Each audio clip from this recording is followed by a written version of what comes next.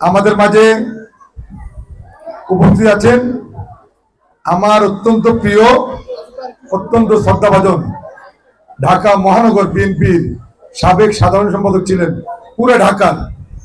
তারপরে মহানগর দক্ষিণের উনি আহ্বায়ক হিসাবে দীর্ঘদিন দায়িত্ব পালন করেছেন এবং আমাদের নেত্রী দেশ নেত্রী বেগম খালেদা জিয়ার উপদেষ্টা পরিষদের অন্যতম সদস্য।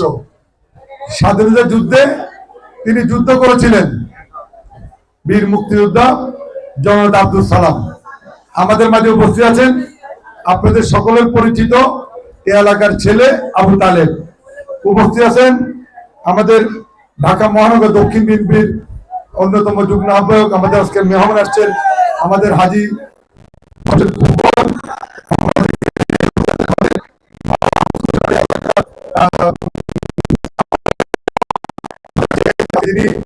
আমার মায়ের জন্য আপনাদের কাছে ভোট চাইতে।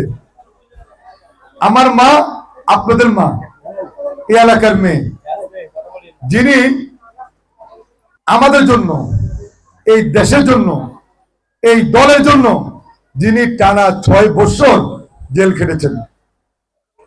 তিনি স্বাধীনতা, গণতন্ত্র, দেশের জন্য তিনি স্বামীকে হারিয়েছেন, তিনি একজন সন্তানকে তিনি হারিয়েছেন, আরেকজন সন্তান দীর্ঘ 15 বছর বেগম খালেদা জিয়া থেকে দূরে রেখেছে।